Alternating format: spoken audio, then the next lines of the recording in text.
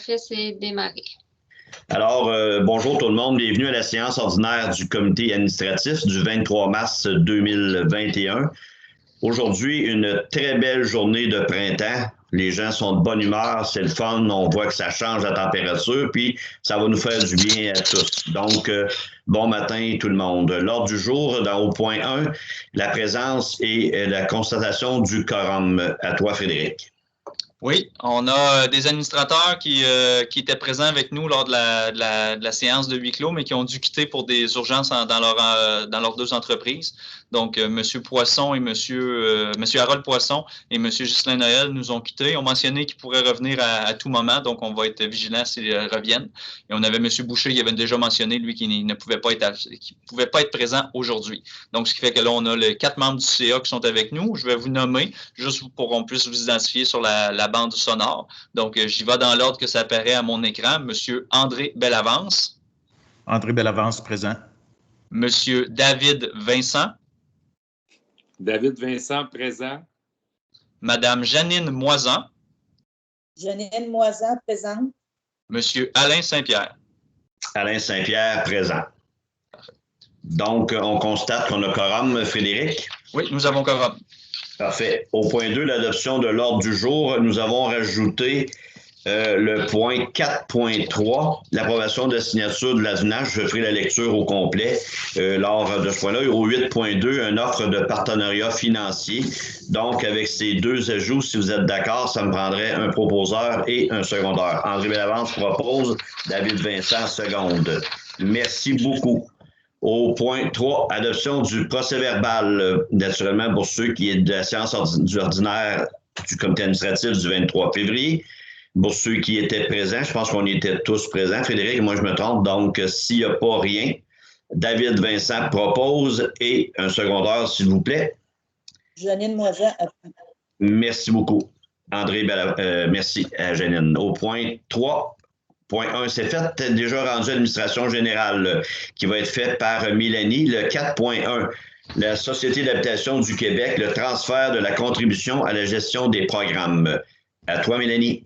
Merci, M. le Préfet. C'est une résolution qui autorise la MRC à faire un transfert d'un montant de 115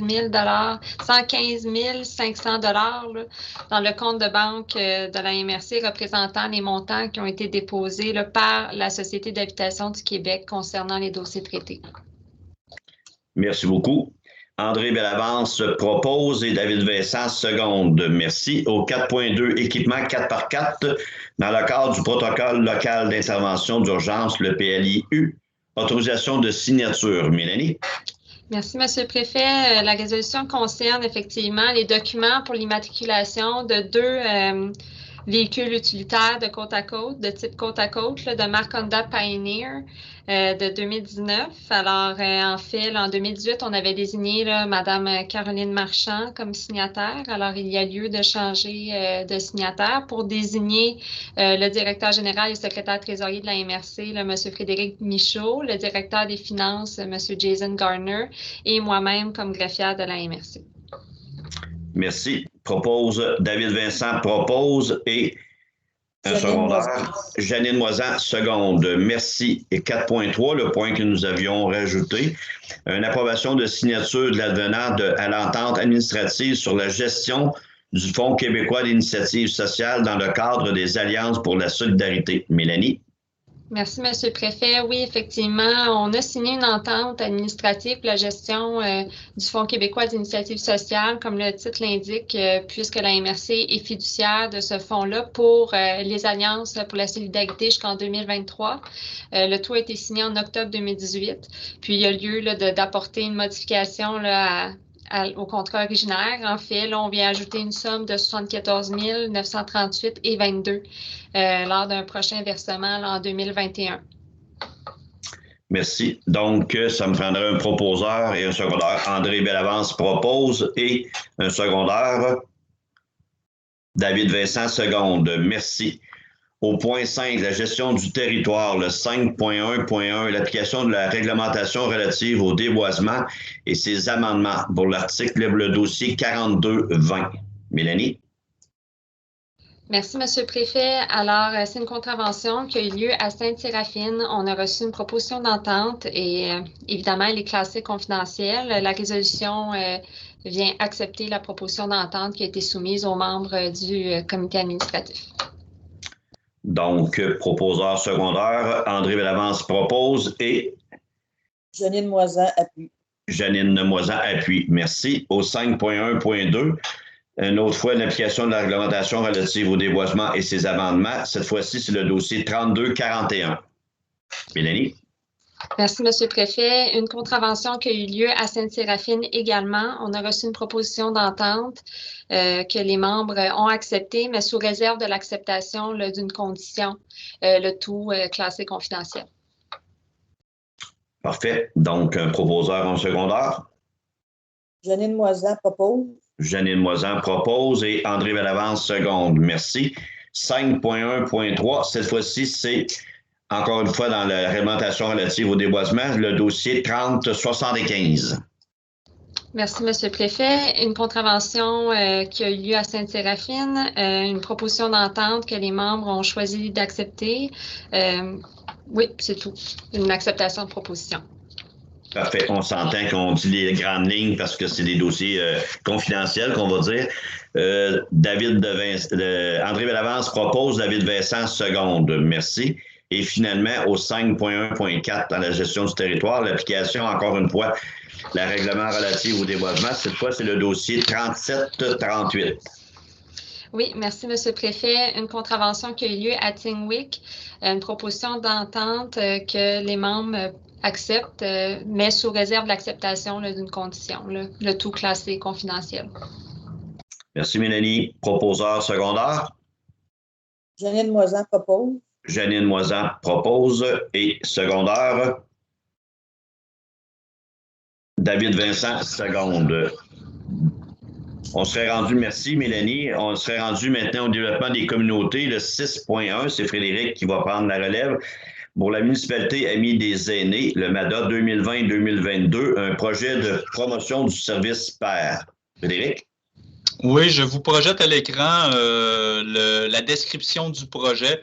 Le service PER est un service qui existe déjà depuis plusieurs années et conformément à notre plan d'action municipalité Amis des aînés qui a été autorisé par le Conseil, il y avait une action qui est l'action 12, qui est de faire la promotion du service PER auprès des citoyens de 50 ans et plus dans le cadre d'une campagne publicitaire.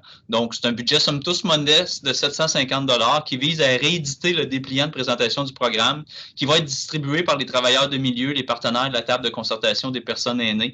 Le rappel de ce qu'est le programme PER, c'est un service gratuit d'appel automatisé aux abonnés de plus de 50 ans qui est fixé, qui est selon leurs besoins reçu, qui peut être reçu par exemple à une heure prédéterminée avec le responsable du programme. Et le but, c'est autant un programme, c'est que si les gens, par exemple, ne répondraient pas pendant un nombre de fois déterminé, ben, il y aurait même un appel à la centrale d'urgence pour aller vérifier l'état de santé de la personne. Donc, et aussi, des fois, ça peut être des rappels faits pour des gens, dans le fond, qui peuvent avoir des pertes cognitives là, sur la prise de médicaments ou la prise de repas. Donc, c'est un service offert à la population de la MRC d'Arthabasca et on veut en faire la promotion parce que depuis quelques années, il est très utilisé auprès de certaines clientèles, mais peut-être méconnu de nouvelles clientèles. Donc, on veut en faire la promotion. C'est effectivement un service qui a intérêt à être connu par tous les citoyens. C'est vraiment génial comme service. Donc, merci Frédéric. Ça me prendrait un proposeur et un secondaire, s'il vous plaît. Janine Moisan propose. Janine Moisan propose. David Vincent seconde. Merci. Au 6.2, l'approbation du projet. Attention, nous sommes de retour ralentissé. Frédéric? Oui, un autre partage d'écran. Approbation du projet. Attention, nous sommes de retour ralentissé. C'est un beau projet en partenariat avec la MRC d'Arthabasca, la MRC de l'Érable, la Sûreté du Québec et la Société d'assurance automobile du Québec. Dans le fond, la MRC d'Arthabasca serait porteur du projet, un projet, comme je l'ai dit, en collaboration avec les partenaires. Vous voyez ici à l'écran un exemple de ce type de campagne-là qui a eu lieu dans la MRC de Pierre de Sorel. Donc, c'est nos collègues de la Sûreté du Québec qui nous ont ramené cette idée-là de la MRC de Pierre de Sorel en disant que ça pourrait être intéressant dans les MRC d'Arthabasca d'Arthabasca et l'érable qu'on fasse de même. Donc, la MRC d'Arthabasca, pour elle, il n'y a pas de contribution financière comme indiqué sur la diapositive. La MRC joue le rôle de chargé de projet, donc nous demanderons les sommes à la SAQ, feront la coordination du projet. Donc, on parle d'un projet justement à la rentrée scolaire qui s'en vient cet automne, d'avoir des autobus qui se stationnent dans certaines portes d'entrée proches des zones scolaires, des autobus qui pourront être changés de place dans certaines municipalités aussi. Encore là, c'est pour rappeler que nous sommes de retour, donc soyez vigilants, les gros autobus jaunes vont recommencer à circuler. Puis si la Sûreté du Québec nous le recommande, on s'entend, c'est parce que ça a eu des effets importants, donc on ne sera jamais trop sécuritaire. C'est une très bonne chose. André Bellavance propose et David Vincent seconde. Merci. Dans le 6.3.1 maintenant, dans le FAR, le Fonds Région de Réalité, le volet 2 des projets territoriaux, le 6.3.1, la balade gourmande 2021-2023. Frédéric? Oui, encore là, je partage la diapositive. Là, plusieurs personnes, je pourrais dire, pour ainsi dire, tout le monde dans la région connaît les balades gourmandes, mais il y a toujours des gens qui n'ont peut-être pas entendu parler de la balade gourmande, pour ça qu'on la repartage. C'est un événement qui a lieu à tous les automnes, qui met en valeur nos produits, nos producteurs agroalimentaires et même des producteurs, on pourrait dire, d'artisanat et de choses faites à la main. Donc, c'est un produit touristique qui fait découvrir notre région, mais aussi, on a beaucoup d'utilisateurs de notre région qui en profitent pour découvrir notre région.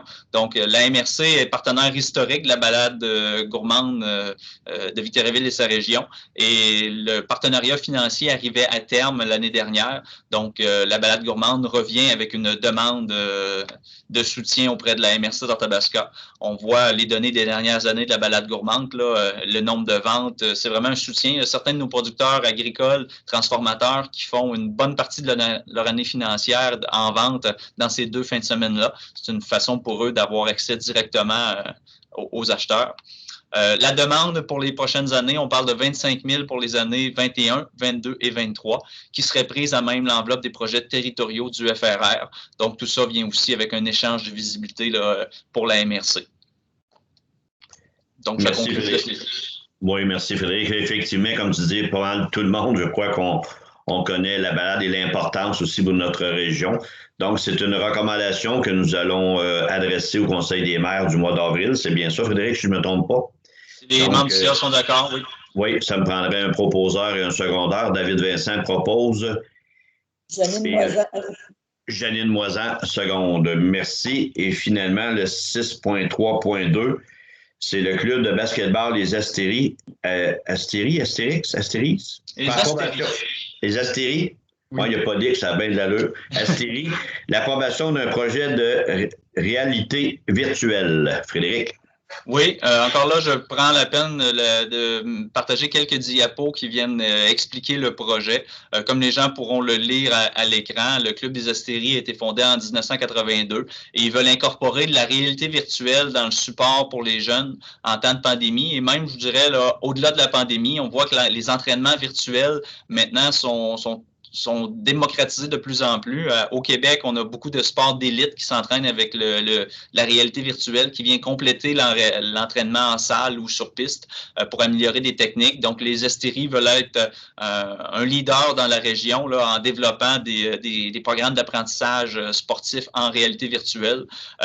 Impressionnant de voir le nombre de jeunes de notre région qui sont touchés par les différents niveaux de basketball, sport-études, mini-basket. Donc, on parle de plus de 200 jeunes qui sont dans les sports-études. On parle des jeunes dans les camps d'été spécial aussi basketball. Partenariat avec Hop la Ville pour les élèves du Boisé pour favoriser l'installation, favoriser l'activité physique.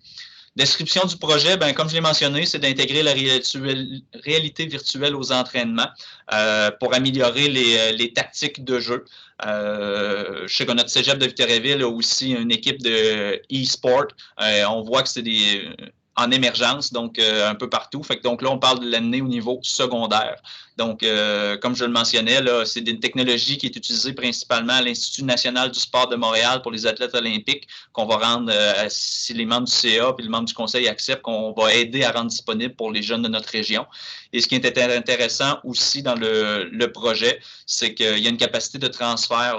Une fois le matériel et les coûts de programmation faits, les Estéries vont rendre disponible ce matériel-là en location auprès de d'autres organismes ou associations sportives pour le transférer. Et la location, c'est seulement pour couvrir les frais du professionnel qui va accompagner le matériel lors de la location.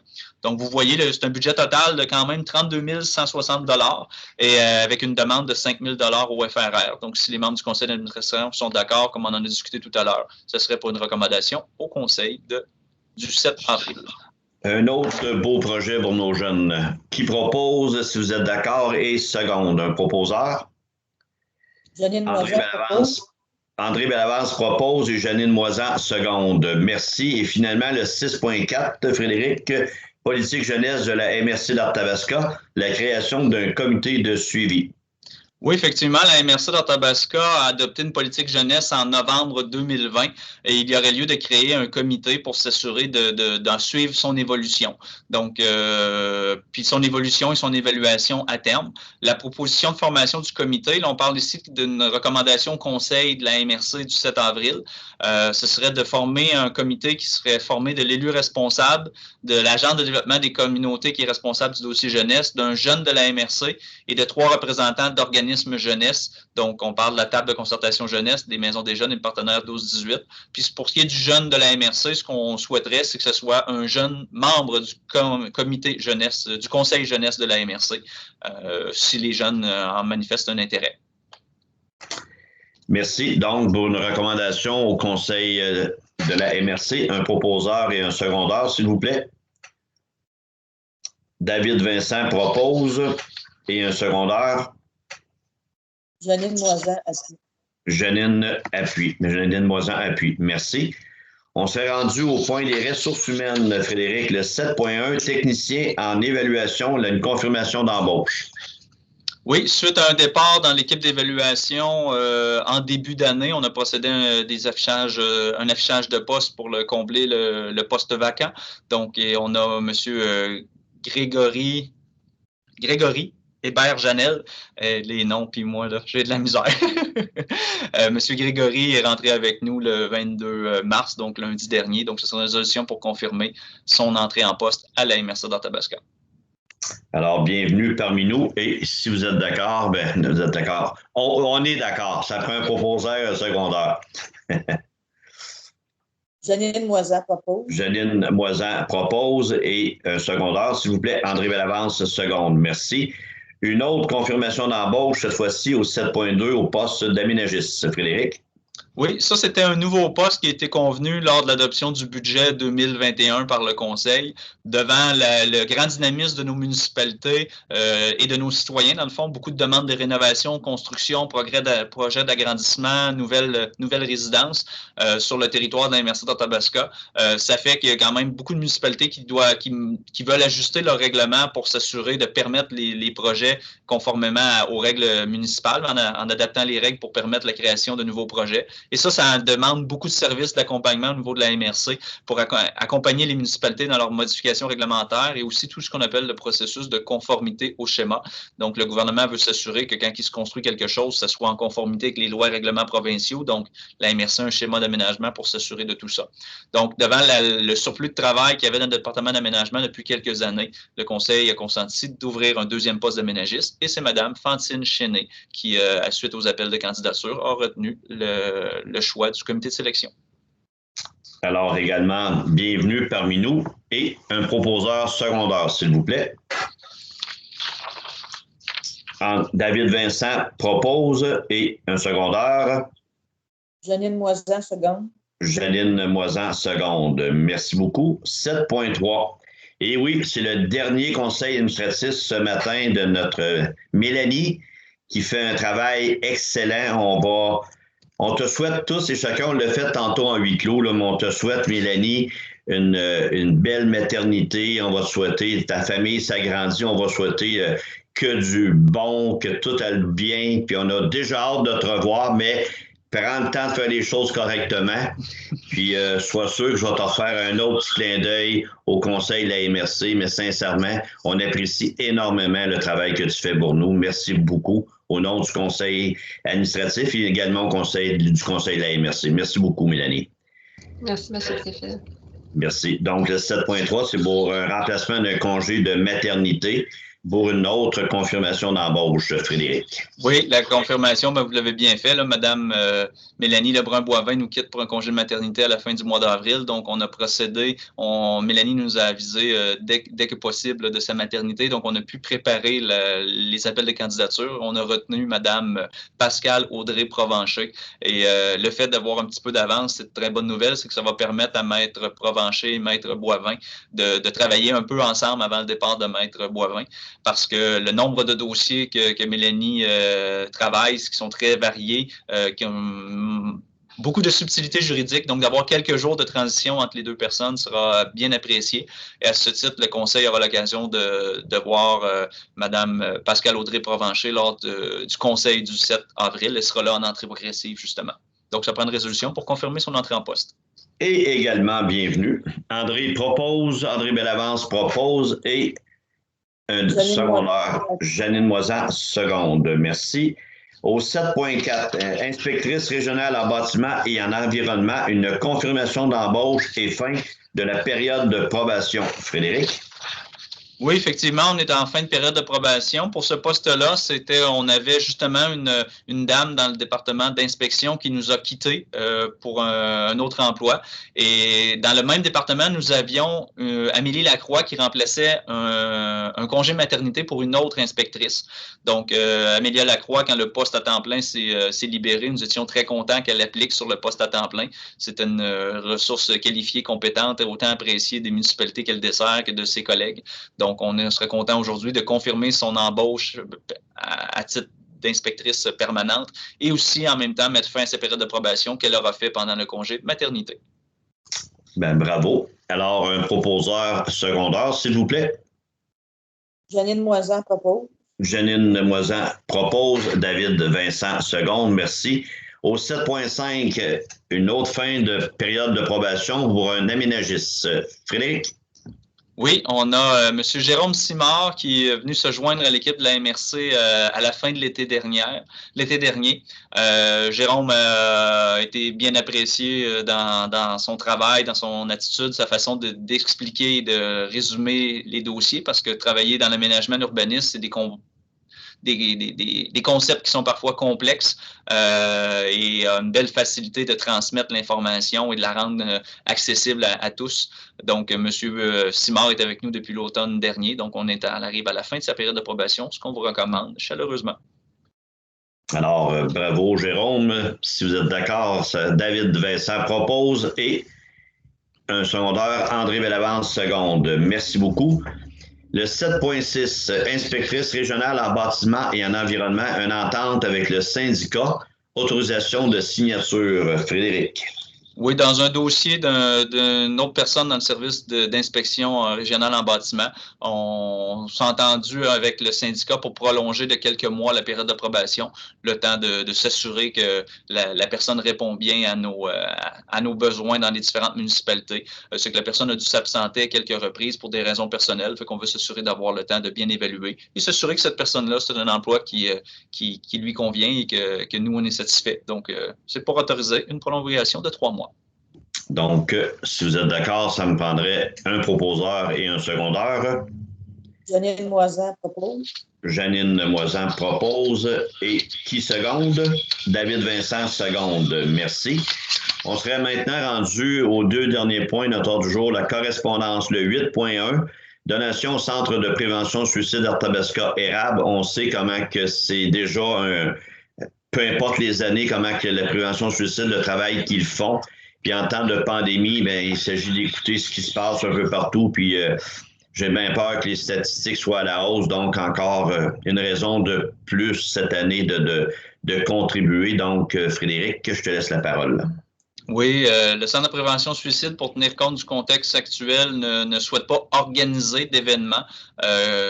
Par les années passées, il y avait des activités bénéfices, des encans, des soupers pour justement récolter des fonds pour permettre à l'organisme d'offrir ses soutiens à notre population. Cette année, ils vont par une campagne de donation. Donc, le comité administratif tout à l'heure se montrait favorable à faire un don de 125 $ au Centre de prévention suicide Arthabasca-Érable. Qui propose et qui seconde? Janine Moisan propose. Janine Moisan propose, David Vincent seconde. Et finalement, le 8.2, un point qu'on a rajouté, l'offre de partenariat financier Défi Ose Entreprendre de l'ARDEC. Frédéric? Oui, l'Association régionale en développement économique du centre du Québec est l'organisateur du défi Ose Entreprendre. C'est un défi québécois, le défi Ose Entreprendre, mais qu'on pourrait dire qu'il y a des succursales régionales, donc des finales régionales. Donc, pour le centre du Québec, c'est l'Association régionale en développement économique qui s'occupe de l'organiser. C'est un grand mouvement québécois qui fait rayonner les initiatives en entrepreneuriat de milliers de participants pour des jeunes du primaire jusqu'à l'université qui sont créateurs d'entreprises. Donc, comme je l'ai mentionné, ce projet-là, il y a des niveaux local, régional et national. Il y a plus de 350 responsables qui se mobilisent dans les 17 régions du Québec pour mettre en lumière les projets issus de leur milieu. Donc, le défi Ose Entreprendre Centre du Québec souhaiterait avoir une contribution de la MRC d'Arthabasca pour soutenir l'entrepreneuriat chez les jeunes, pour organiser ce gala. Gala qui aurait lieu en formule virtuelle le 27 avril 2021 en après-midi. Donc, on parle d'une contribution demandée de la MRC de 500 $, comme la MRC a déjà contribué par le passé au même montant. Ça permet l'organisation et la remise de bourse dans le gala. Merci. Merci. André Bellavance propose et un secondeur. David Vincent seconde. Affaires nouvelles, on n'avait rien. Frédéric, avant la levée de l'Assemblée, permettez-moi de vous souhaiter à tous une bonne journée, une bonne fin du mois de mars, puis surtout un beau printemps. Profitez-en, prendre de l'air. On continue à se tenir ensemble, la fameuse COVID. Tranquillement, pas vite, on s'en va vraiment vers autre chose. Fait qu'on continue d'être solidaires là-dedans. Merci beaucoup, puis je vous souhaite une belle journée. André Bellavance propose la levée de l'Assemblée. Merci tout le monde. À la prochaine.